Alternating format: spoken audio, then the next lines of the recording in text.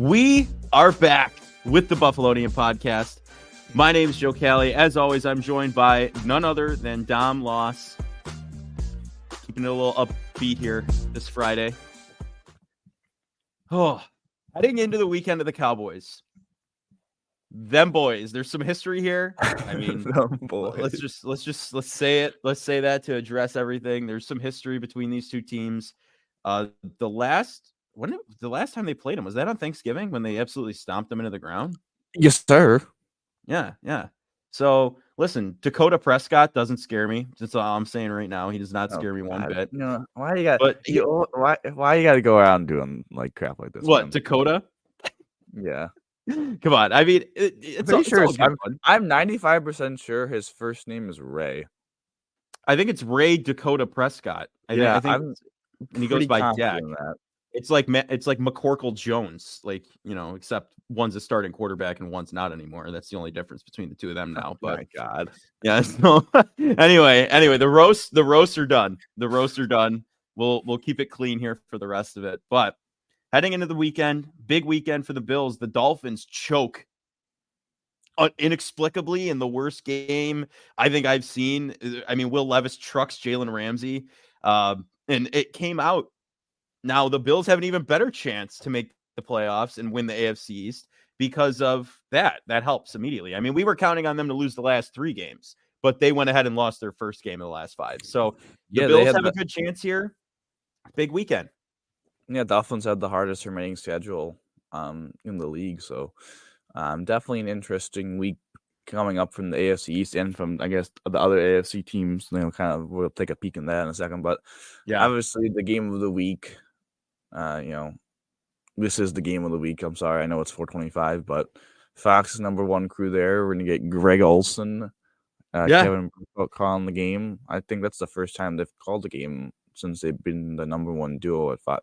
But I mean, the Bills don't get a lot of Fox games, but it is a Cowboys game, so I mean, kind of expect that. But yeah, I mean, the Bills, I believe, let me double check this real fast in case I embarrass myself, but I'm not going to embarrass myself by saying they're 2-point favorites and they're really 1.5. So what am I saying? They're 2-point favorites. Some books have it at 1.5, but they are 2 in the majority of books. The Bills, I should say. So I think I think Vegas has this pretty much dead even on a neutral field. I mean, I think usually now it's 2 points, not 3 points. So, listen, I think Dallas is a really good team. I think Dallas, honestly, we went into the 3-week stretch of Philadelphia, Kansas City, and Dallas, and I think both you and I were very adamant about the Bills had to go 2-1. Yeah. Obviously they're 1-1, so I mean they're on track to potentially do that, but obviously they didn't win this game. I think both you and I were in agreement that the Kansas City game was a must-win because it was an AFC. They got that one. Yeah. It was tough to lose in Philadelphia, but we thought the next winnable one was, I mean, you're at home for one of the 3 games, and this is the home one.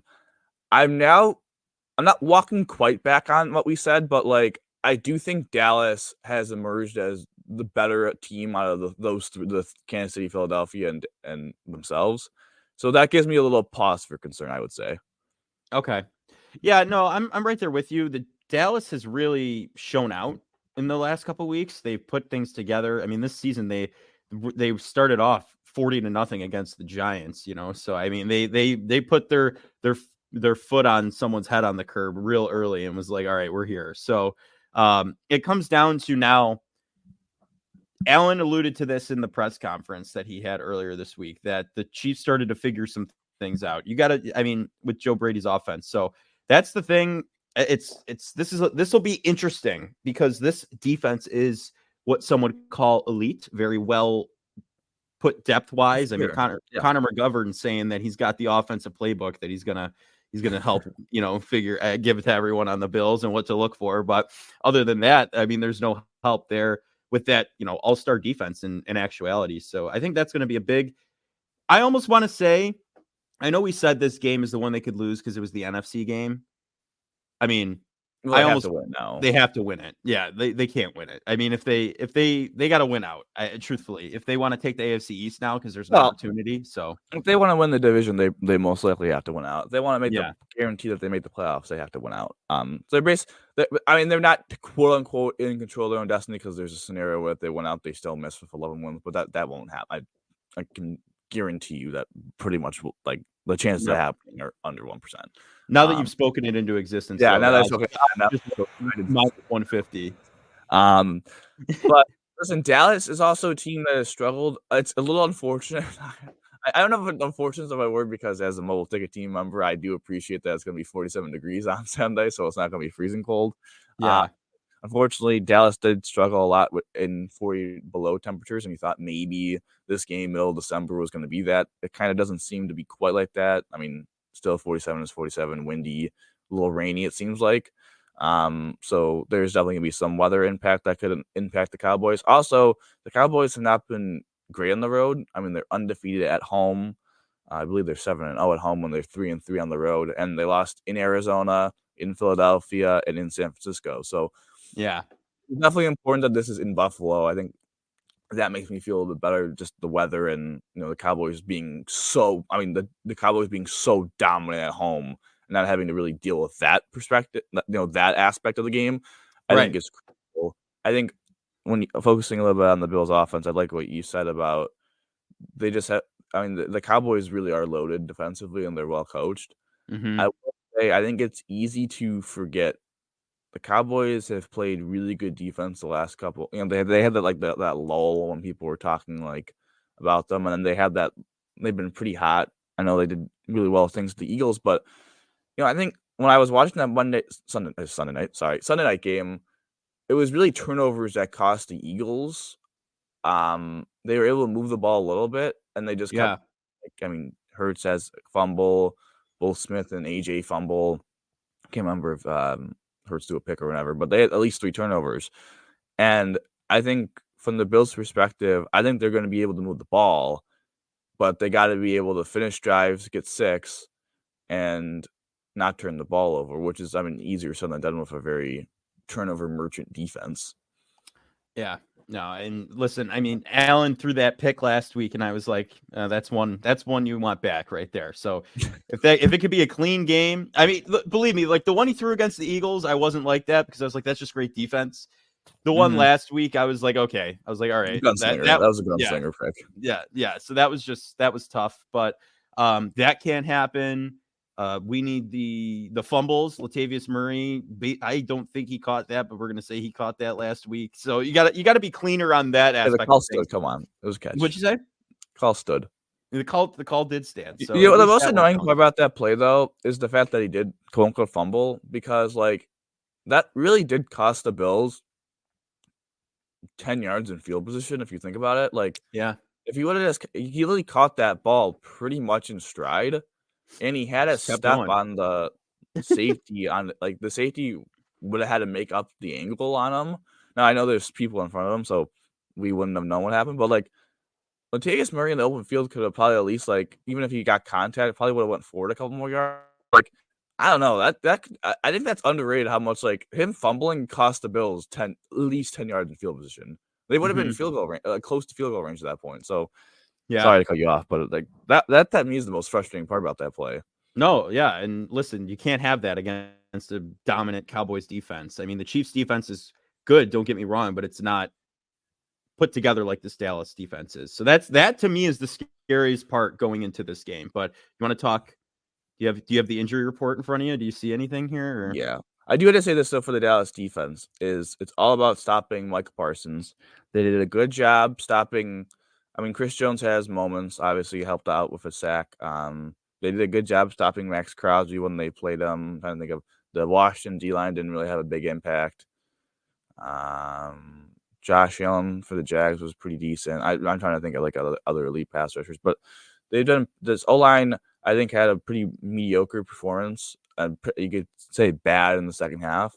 Yeah. So for them to bounce back would be key. Also, again, this defense is a lot of turnovers, but they give up a lot of yards. So I just think being smart with the football and particularly the ball on the field would be good. But talking about the injury report real quick. So not Leonard Floyd, God, AJ Epinesa and Micah Hyde have been ruled out. McDermott said that there is a question if they go on IR. I would assume Hyde goes on IR. I think Hyde's season's kind of over. I'm going to be honest. Like the Just stinger stinger after again. stinger. Yeah. I think and I hate to say this, but his career may be over as well. Which is kind of Yeah. hard to say, but I just think neck is just kind of a weird, you know, placement of the injury. You kind of don't want to be messing around, especially with all the crazy stuff that's happened with the Bills recently. And then AJ, he probably has some like rib cartilage tear or broken rib. That's gonna be hard to play with. So I Yeah. don't know if IR is the right path for him, but I think maybe I would be shocked if he plays against the Chargers. I mean, I don't think we'll see him until New England or maybe Miami. So that's a big Yeah. loss. But I think Vaughn having his best game of the year. I'm excited to see maybe Kingsley Jonathan play. We're gonna see Taylor Rapp probably take over Hyde and have DeMar inactive. Excuse me. So.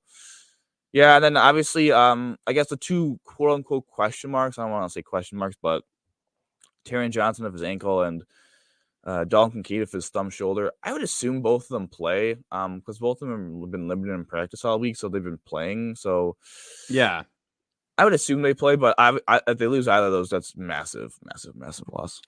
Yeah. No, you're absolutely right. Especially, I mean, you have Dawson Knox back, right? And he's been a full participant back with his wrist. He contributed on Sunday against the Chiefs too. So if you could have him and Kincaid back in one game against a big defense like this, that'd be great. But I mean, you're right. Kincaid's a limited participant, so he is actively doing practice. So you know what I mean. It's not like he's just Yeah. sitting on the sideline. So And then for Dallas, Jonathan Hankins, I think is going to be out. This is another situation with like Brian Cook. I'm pretty sure Jonathan Hankins like did something really bad to his lower leg, and they just haven't placed him on IR yet.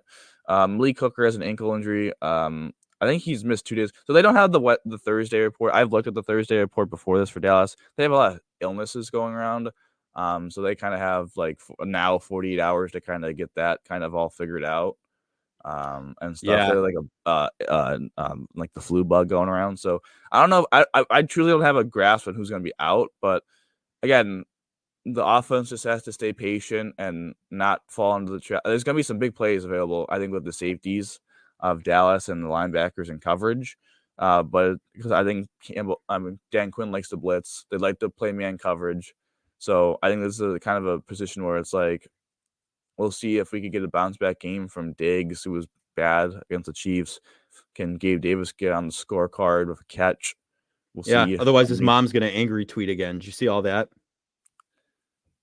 Yeah, I mean, she's right. He is an afterthought, but like, yeah. Do you I'm do not it to gonna. yourself though? That's the question. I'm not gonna feel bad about it per se. I mean, it's unfortunate that he missed them, but I mean, it's kind of the right thing to do with giving the run. It's just, there's one ball, man. There's one ball. You throw it 30 times, someone's gonna get left out. They threw it more than 30 times. They threw it like 40 times, but like someone's gonna get left out. I'm more concerned about the offense of finding a way to get Diggs back to being Diggs, because ever since Brady took over, it's not really. I'm not is the one thing that I would say since Brady took over, which has been upsetting with the offense, is Diggs' lack of production and especially as a fantasy owner, that Yeah. is tough. But lastly, we haven't really talked a lot about the Bills' defense. I would say I think they're coming off one of their better performances since all the injuries. Um, this is a whole nother level, though. I mean, they're playing Dak, who is, I know we roast a little bit of the game and the show, but he's I think he's the MVP of the league, personally. Like, I think right now, the league at the season end right now, I think he would be MVP. And he's playing as high as any quarterback in football. CD is a stud wide receiver. Jake Ferguson's emerging. They have Gallup and Cooks, who are kind of nice depth pieces. Obviously, they have a good offensive line. Tony Pollard's a solid back. They have nice little other backs too that can do like Tony Pollard literally ran the field entirely, basically, in that Eagles game to start out last week. Yeah. So that was bad. So I think defensively they're just going to be on their cues, and I think defensively you have to take away the middle of the field. Dallas loves using the middle of the field, so I think not having Micah Hyde may be big. Having Taylor Rapp instead for the deep middle, but Poyer, Dotson, Bernard, I think they're going to be stressed all day by Yeah. Mike McCarthy in this offense. There's a lot of screen passes as well, and we all know the Bills suck at defending screen passes for whatever reason.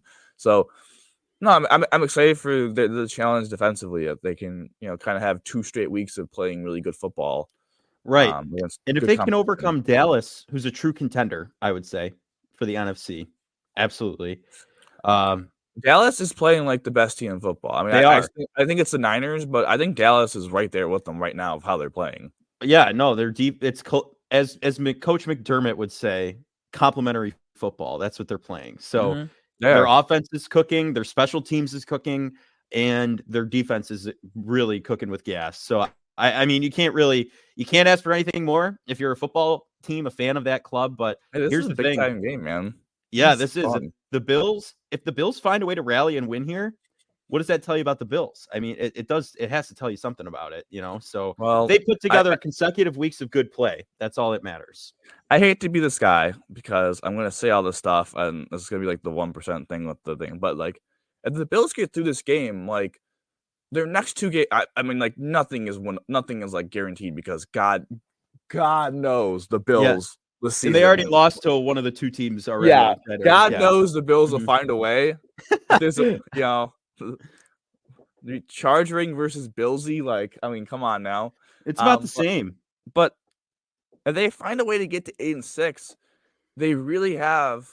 I mean, they should. I'm just gonna say they should. I mean, they should beat the next 2 teams. Like, they should go into Miami at 10-6, and then we'll kind of see, where we're at specifically with is 10 going to be good enough. Not like they're gonna blow the Miami game, but like, is 10 gonna re-clinch by that point? Is the division still kind of in play? Like, I think a lot of things will happen if they get the dub this week. Also, I do want to say this again. We are going to look at the footage. I'm just making the take again. I'm actively looking, by the way. I'm just making the take again that if the Bills find a way to win the next 3 games, or at least have a shot for the division in Week 18, that the Dolphins-Bills game will be on NBC for the last regular season game of the year. Excuse me. Yeah. So, I think we made that prediction. I think we made that prediction back in the first time they played the Dolphins. I think it was. I think we said that would be for the AFC East. I truthfully, I mean, I think you hammered that point specifically quite a bit in that. So, yeah. So it's just I'm gonna dig through the archives. All right, we have 120 episodes, so this season a lot more considering all the betting on the Bills we've done. So it was definitely a betting on the Bills pod, but it was 100%. With that being said, I guess if we're gonna go quickly a couple keys to the game. Yeah, I would say some keys to the game would be you have to win the turnover battle. You can't afford. I just think both offense. It seems to me that both offenses have advantages on the defenses in this matchup. Like, I think both offenses match up pretty well with the defenses playing against them. So I think we could see some fireworks in this game, and we all know what happens at the end of fireworks. Someone's gonna mess up a firework and it's gonna go hit a tree, and you don't want to be the team that does that. So, I think winning the turnover margin would be key. I think special teams is gonna be massive in this game. The Bills have been really inconsistent on special teams, but it's big games like this where we really see special teams out their head. Aubrey, their kicker, hasn't missed a field goal all year. Is he ready for them Buffalo wins? Does he miss one?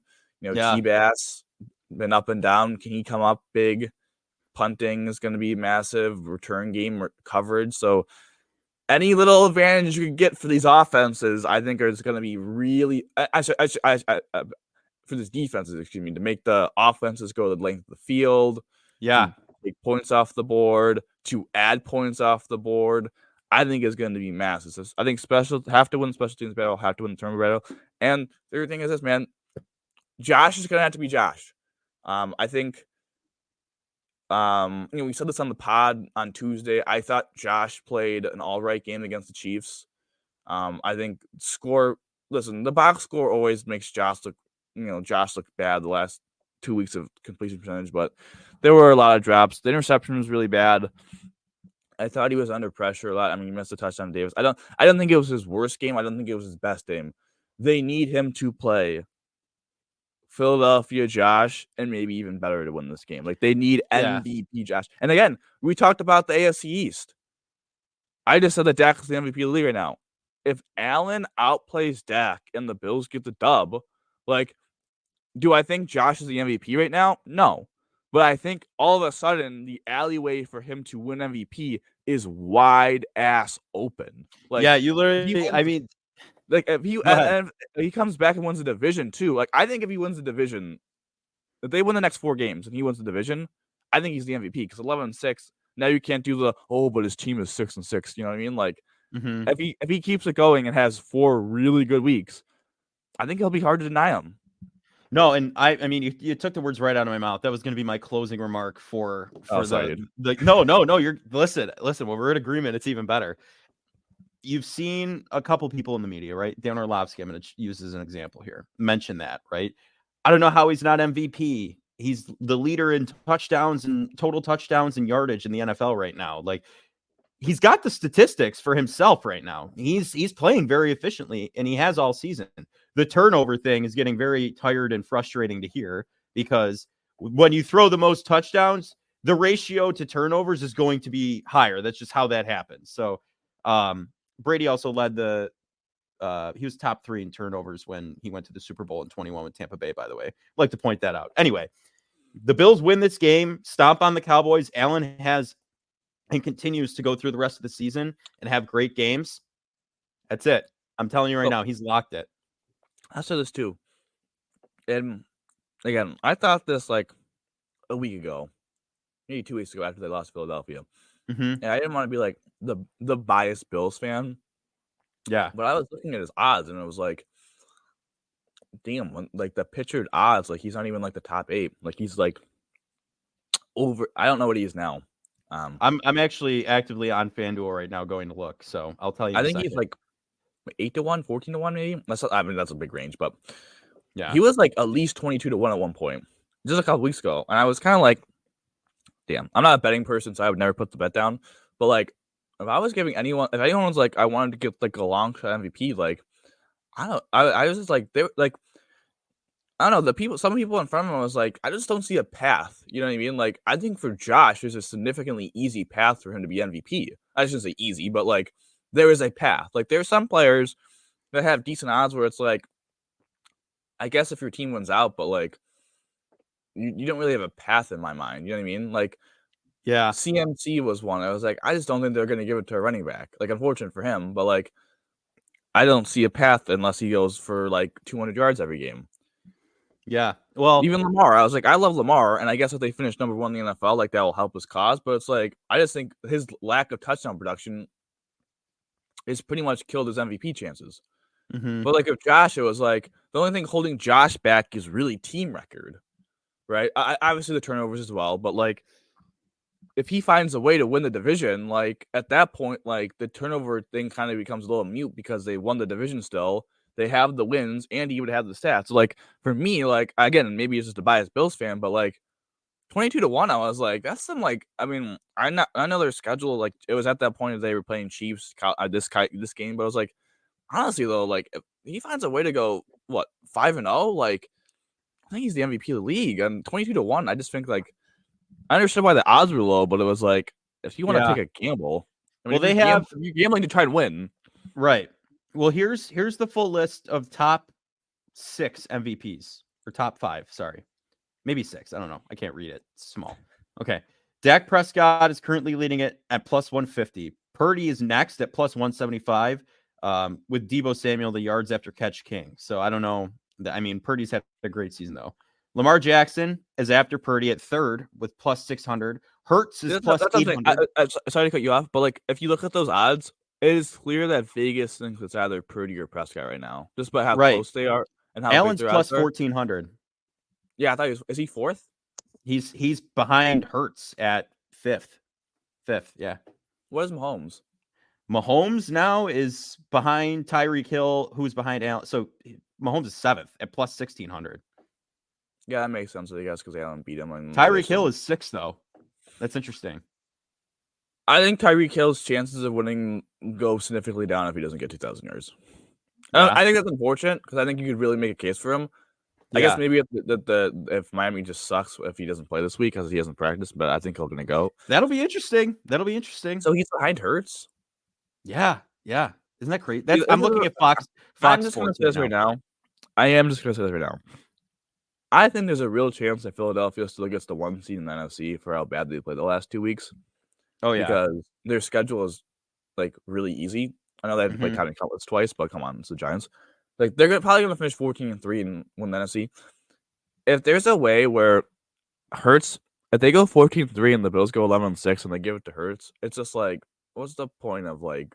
They just give it to the guy that wins the most games, I guess. Like, come on now. Right. I mean, at That that point, and I'm looking at BetMGM right now, so it's different. So Allen's currently 1, 2, 3, 4, 5, 6, 7, 8th at plus 1600, and Tua is 5th with Tyreek Hill underneath him. So like, there's all these markets are so different. Like I was looking at Fox's sports Yeah, but book. that one was 16-1. I still think it's a situation. I think the odds are fine because I think Allen needs pretty much has to go 4-0 to win the Mhm. MVP. But if he does, like I think if whatever odd chances he has of going 4-0 should be really kind of his odds a little bit, because if he goes 4-0, I guess even if he goes 4-0 or 3-1 with the division, if he wins the division, whatever I think whatever the division odds for the Bills are, I'm not saying that should be his MVP odds because I think his division odds are 3-1. He shouldn't be 3-1, but Yeah. like if the Bills, like that's why okay, if I was a betting man, I would totally hear this one out. I would honestly consider doing like a parlay, I think it's called, where you Yeah. do Allen's MVP odds and the Bills division odds together. Mhm. If you can. I don't Because know if I that's would do that. possible. Because if they win the division, he's probably the MVP. And if he wins the MVP, he definitely won the division. Like, I doubt they're going to give it to him if they go 10-7 and make the wild card. You know what I Yeah. mean? Like, I just think those two things are locked. And I guess if you want to go really cheeky, you could put the money line in for all the other games, other 4 games. Yeah. I'm searching. I, as you know, have the bet on the Bills to win the AFC East. Don't accept automatically bet line movements. By the way, make sure that is turned off because I got screwed out of some odds there. But you can't. I don't think you can bet MVP on FanDuel. So you'll have to check out your other sports Whatever. books to But see if you can. But back where we were, because we got mega distracted. So those are my 3 points. MVP, I think we're both going to say the same player. And I know it's cheeky. We said it last week. It's, again, I said him already. It's got to be Josh. I mean, I don't think we need to spend that much time on it. Like, it's got to be Josh. Like, he's got to have a big time. He's got to have 300 yards, 4 touchdowns, and no turnovers kind of game. Yep. He's got to go be Josh. That's what. That's all it has to be. Yep. So and then, sorry for the short player of the game, but like, I mean, come on. Like, it has to be. I think that's on everyone's mind. It has to be. Yeah. Yeah. I know it's a cop-out answer, but like this is one of the games where it's like it has to be Josh. Like they got they got lucky enough offensively, just got enough of Josh playing his C-level game, in my opinion, C+ level game against the Chiefs. But going to final predictions, I think this is a high-scoring game. I think I kind of alluded to it, and I think it's gonna be the Cowboys 31, the Bills 35. 35-31 Bills. Got you a little in their first half. I think it's going to be a really tight game throughout. Wouldn't surprise me at all if the Bills took a 10-point lead and then blew it in the third quarter, but then got the touchdown drive to, really make that heart pump for us. But I do believe that the Bills get this one done.